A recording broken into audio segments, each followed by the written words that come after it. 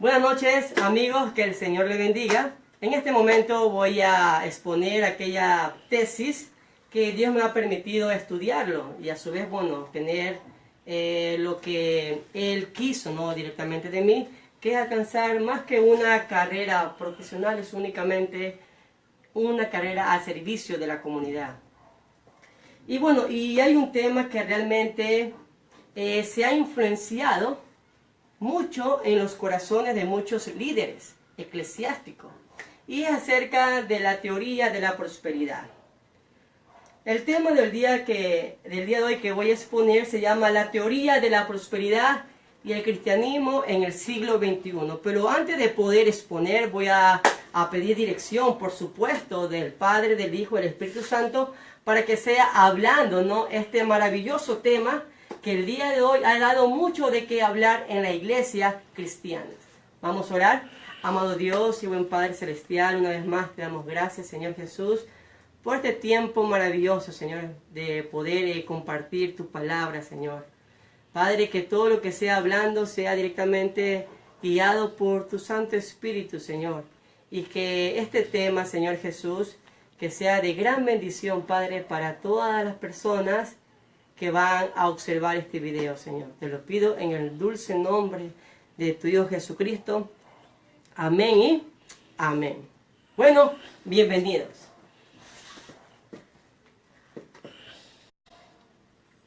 La teoría de la prosperidad y el cristianismo en el siglo XXI. Tesis. No hay duda que en estos postreros tiempos estamos en presencia de un pragmatismo cristiano como forma de vida eclesiástica que amenaza a la cristiandad en convertir en una religión más. Los énfasis económicos y de prosperidad propuestos por un grupo de la cristiandad han resultado exitosos, pero para otra parte han despertado indagación, ya que puede ser que este grupo sea fieles a Dios, con buena enseñanza, con buena teología, pueden estar viviendo bajo una carencia económica y material.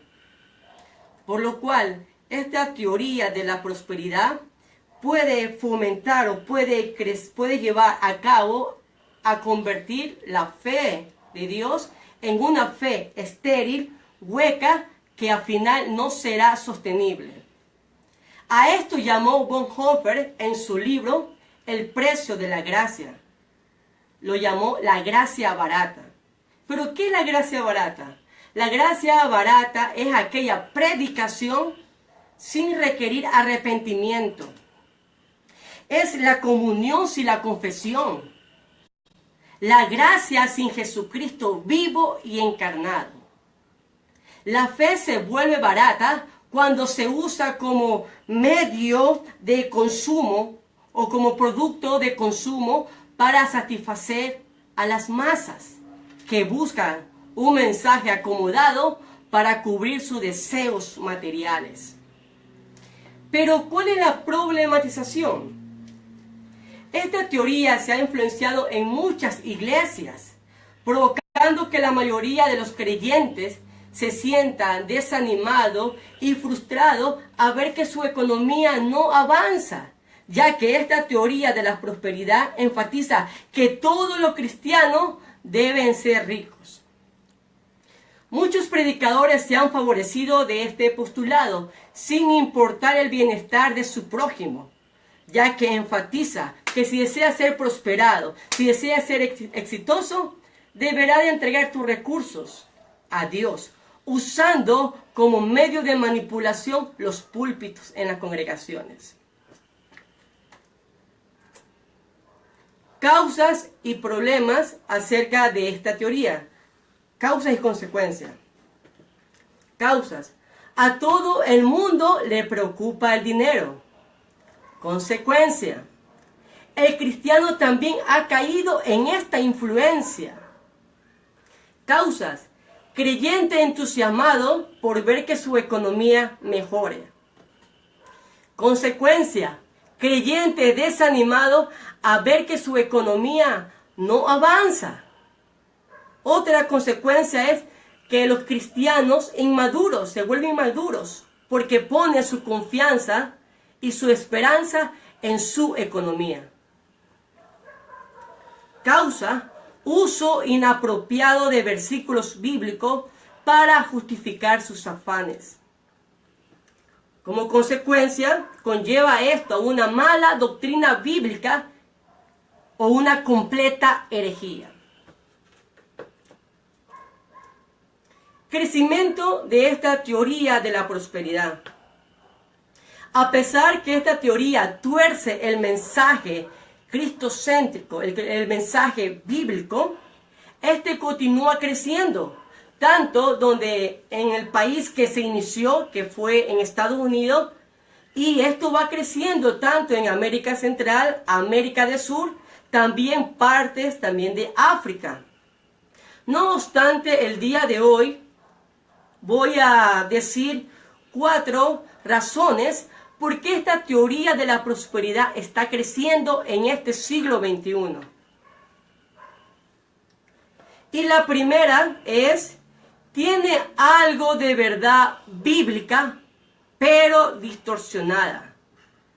Claro que Dios tiene el poder de bendecir, es el dueño de todo. Salmo 24:1 dice que de Jehová es la tierra y su plenitud, el mundo y todo lo que en él habita. Pero, sin embargo, Él ha establecido normas, Él ha establecido mandatos, Él ha establecido sus leyes para poder obtener esas bendiciones. Y es a través de la obediencia. Deuteronomio 28:1 dice claramente, si oyeres atentamente a la voz de Jehová tu Dios para guardar sus mandamientos, te exaltaré sobre todas las naciones. Deuteronomio 28:1. La segunda razón es, esta teoría apela al deseo natural humano de ser exitoso, de tener buena salud, de tener una seguridad financiera, lo cual no es pecaminoso, pero podría llegarlo a serlo si ponemos nuestra esperanza y confianza en estas cosas. En el libro devocionario de Dios para líderes, manifiesta, el dinero debería ser el medio que nos permita vivir una vida generosa en la que compartimos con otro y no un fin en sí mismo. Cuando poseer dinero es el único objetivo, la gente no solo lo atesora, sino que se cierra y no vive la vida. La tercera razón es que los predicadores de esta teoría presentan a Jesús como la solución de sus necesidades materiales y no enseña a Jesús como aquel que hizo la reconciliación entre Dios y el hombre. David Woodry, en su libro Salud, Riqueza y Felicidad, menciona que Jesús se parece más a un siervo de los seres humanos que al Hijo de Dios sin pecado. La cuarta razón es que muchos seguidores de este postulado tienen poco conocimiento de la doctrina bíblica. Por lo tanto, están listos para aceptar cualquier tipo de enseñanza que hace estos falsos maestros. La Biblia manifiesta en 2 de Timoteo 4, versículo 3, versión Biblia de las Américas, dice así: porque vendrán tiempos cuando no soportarán la sana doctrina, sino que teniendo comezón de oídos, acumularán para sí maestros conforme a sus propios deseos.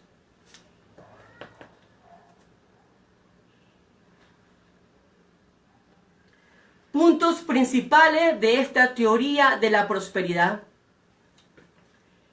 Estos son los puntos principales, voy a mencionar algunos, que ha hecho daño al círculo cristiano en este siglo XXI. Y el primer punto principal que ellos enseñan, que ellos manifiestan es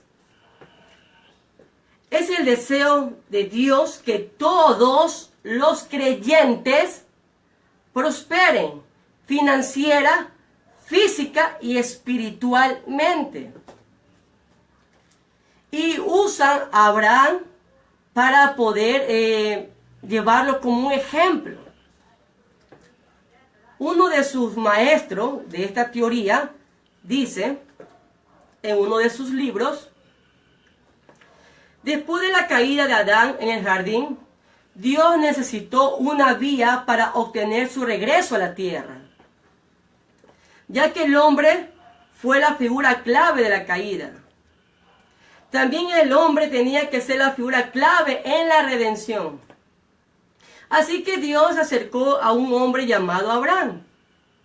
Él comenta que Abraham aceptó esta propuesta de Dios a cambio de ilimitada prosperidad y riquezas, lo cual sellaron un pacto de consangre, y se convirtieron de ese modo en hermanos de sangre, manifiesta uno de estos maestros de esta teoría.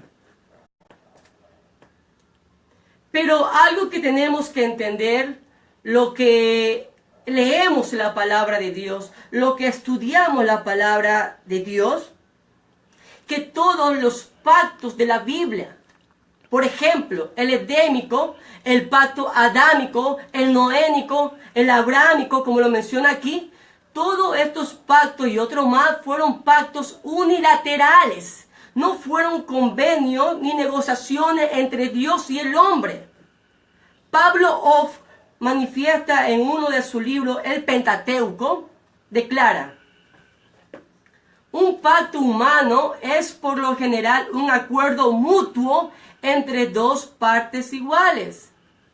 Pero no es así en cuanto a los pactos divinos, porque Dios es el que toma la iniciativa, estipula las condiciones y hace una solemne promesa, por la cual se ata voluntariamente en beneficio del hombre.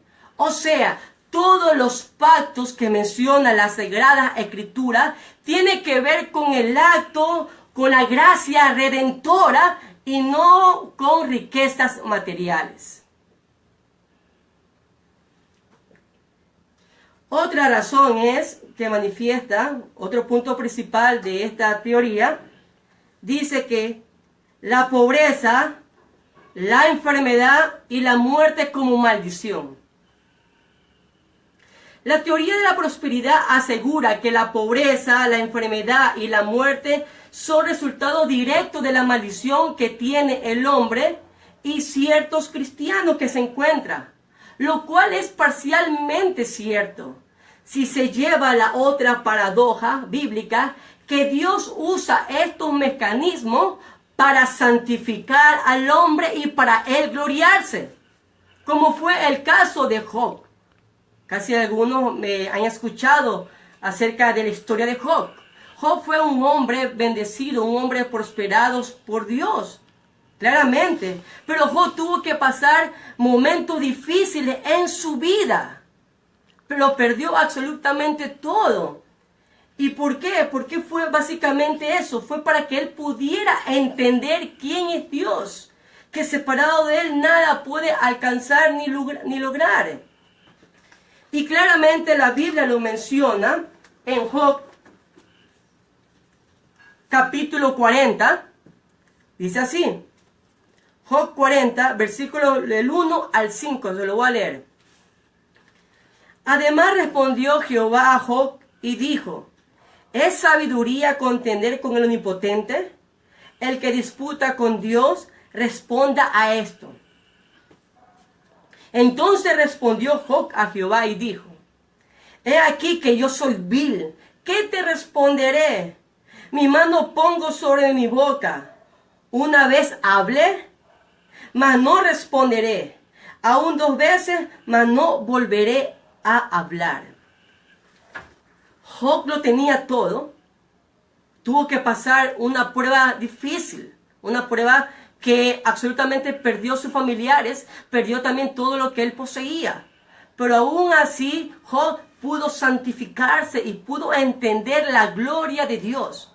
Y más adelante, La Sagrada Escritura menciona que Job, Dios le bendijo el doblemente de las cosas que él poseía.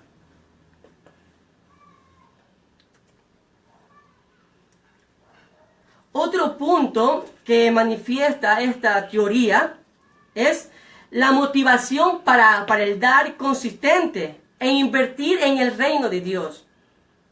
Esta declaración es otra de sus elaboraciones pragmáticas, pero lo que esta teoría no enseña es qué es realmente el reino de Dios. Claro está que el apóstol Pablo lo manifestó, que el reino de Dios no es comida ni bebida, sino justicia, paz y gozo en el Espíritu. El reino de Dios consiste en el reinado de Jesucristo, en el corazón y vida de la persona, en confesar y abandonar sus pecados para vivir una vida bajo su preciosa voluntad. Marcos 1:15 dice la palabra de Dios: el tiempo se ha cumplido y el reino de Dios se ha acercado. Arrepentíos y creed en el Evangelio. Los predicadores de esta teoría usan el púlpito como medio para fomentar estas enseñanzas, exigiendo o en muchos casos imponiendo su mecanismo para que los creyentes den su dinero, sus propiedades, desconociendo aquel texto bíblico que está en 2 de Corintios 9:7, versión Biblia de las Américas, dice así: que cada uno dé como propuso en su corazón, no de mala gana, ni por obligación, porque Dios ama al dador alegre. Dios ama al dador alegre.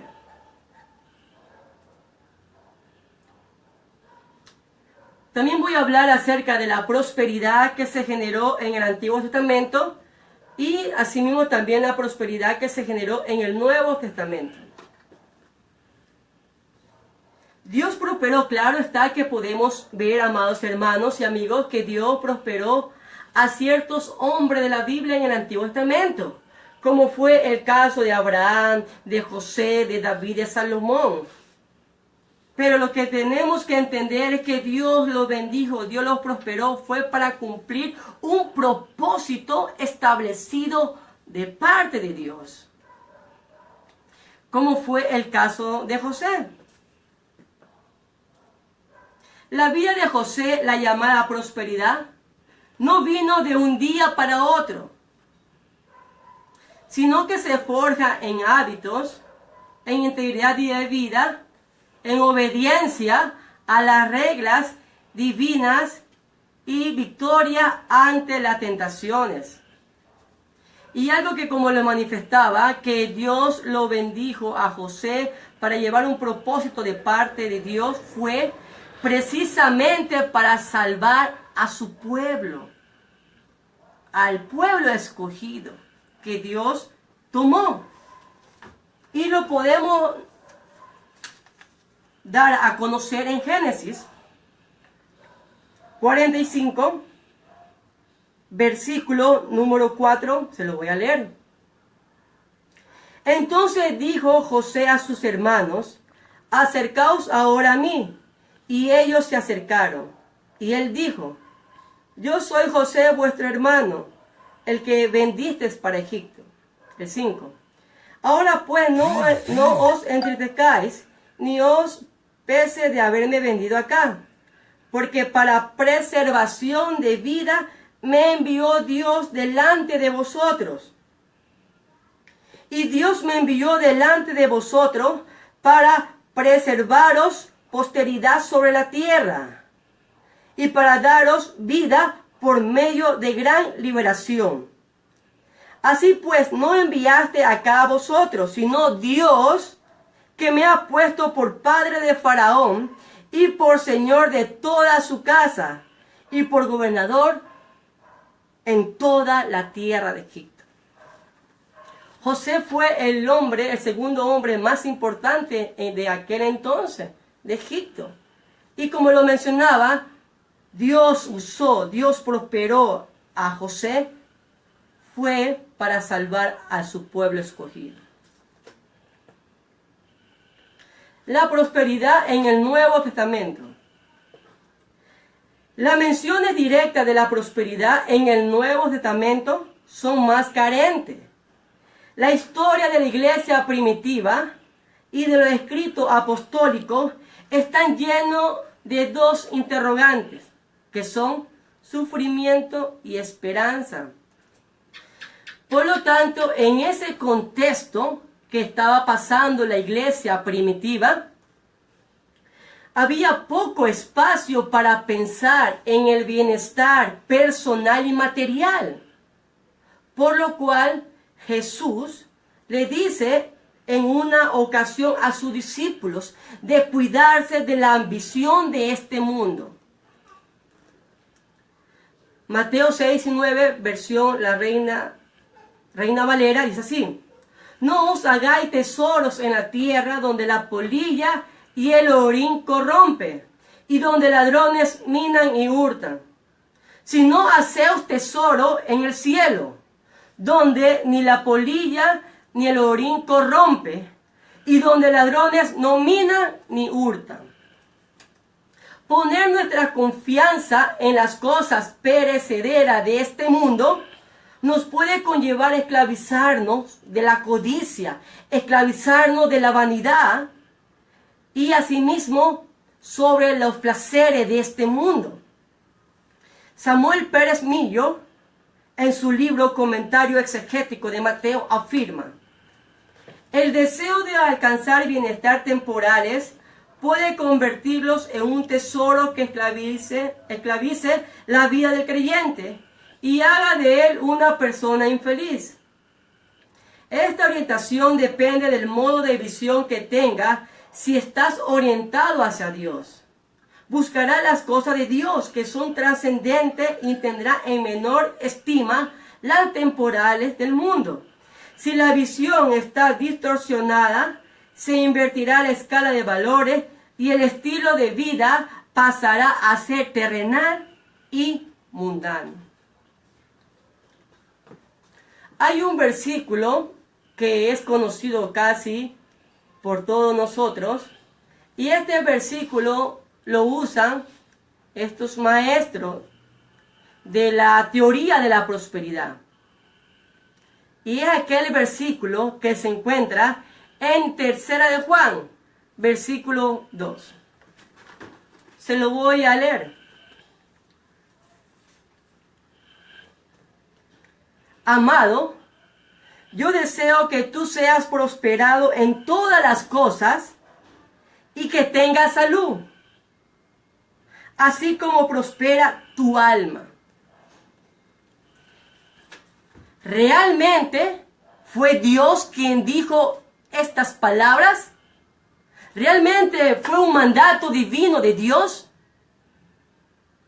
Por lo cual vamos a hacer un pequeño estudio, algo breve, acerca de este versículo que usan muchos falsos maestros para poder dar su enseñanza y para poder justificarse.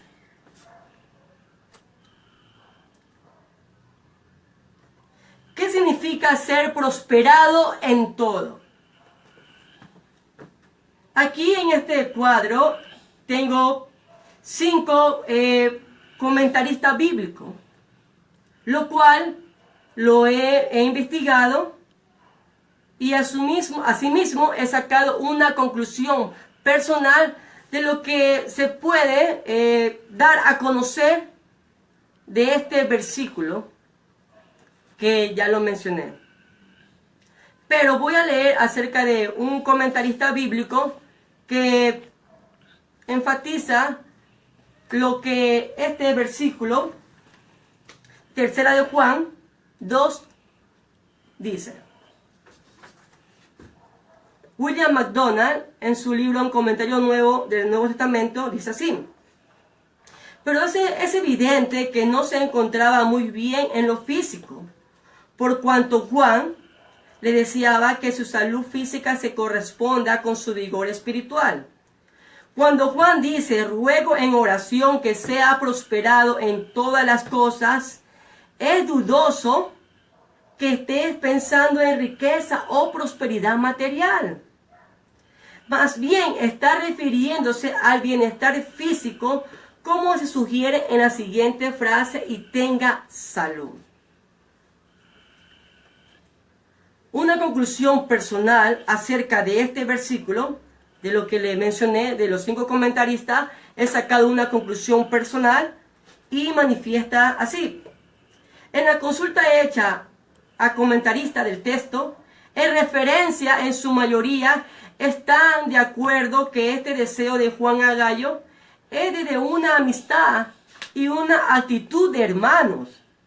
Pero en ningún momento dice que es un mandato divino como para que se convierta en una doctrina o una enseñanza que es igual, a diferencia de Deuteronomio 28, donde Dios recalca como mandato y como parte de los acuerdos de la alianza con su pueblo.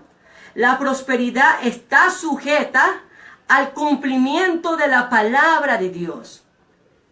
Al igual que Jesús en Mateo 6:33 dice, da el mandato a sus discípulos, mas busca primeramente el reino de Dios y su justicia, y lo demás os serán añadidos. Así es. Tenemos que buscar el reino de Dios. Luego las demás cosas serán añadidas. Pero estos falsos maestros enseñan primero y enfatiza las añadiduras y luego al Señor, al dueño de las añadiduras. Lo cual es algo incorrecto de acuerdo a las Sagradas Escrituras. Como conclusión, ya para poder terminar esta exposición, aquella tesis que Dios me ha permitido exponer el día de hoy, podemos concluir: el problema no está con la salud, el dinero y la riqueza, sino con nuestra actitud hacia estas cosas, porque cada vez que nos enfocamos en estos deseos materiales, estamos poniendo nuestra seguridad y confianza en algo o en alguien aparte de Jesucristo, y eso nos pudiera convertir en idólatras.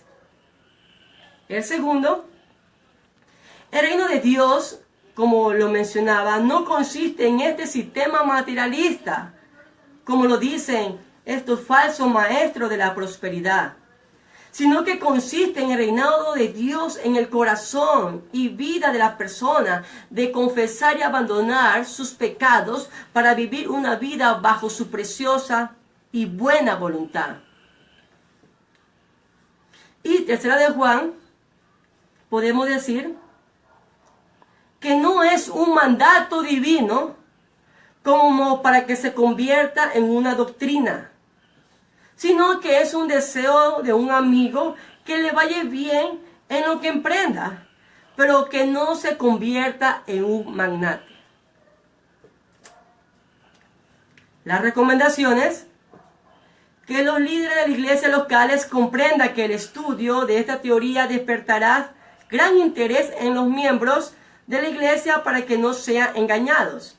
La segunda, podemos decir que capacitar a líderes y obreros en este tema para que puedan compartir sus enseñanzas a otros fieles creyentes. Y por último, es no escuchar a estos maestros de esta teoría, porque podrán desviarlo del verdadero propósito de Dios que tiene para el creyente. Y hay una frase realmente que me gustó y se la voy a compartir. George Mueller manifiesta: el problema comienza cuando el siervo procura tener riquezas, grandeza y honra en este mundo, donde su Señor fue pobre, humilde y despreciado. Que realmente Dios nos pueda guardar a cada uno de ustedes, amados hermanos, de caer en esta teoría. Porque esta teoría en este siglo XXI se ha influenciado sutilmente en los corazones de los líderes eclesiásticos, cuya razón no podemos desviarnos realmente de aquel propósito que Dios nos ha dado a cada uno de nosotros, de servir a este mundo, a las personas, servir con el Evangelio de Jesucristo.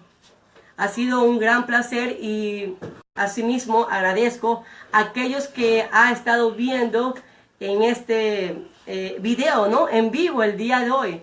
Realmente me siento muy contento y bendecido de parte de Dios, esperando que esta exposición, esta tesis, sea de gran bendición para cada uno de ustedes. Se despide este humilde servidor, Giovanni Martínez, que Dios se le bendiga y hasta la próxima, si Dios me permite estar con vida.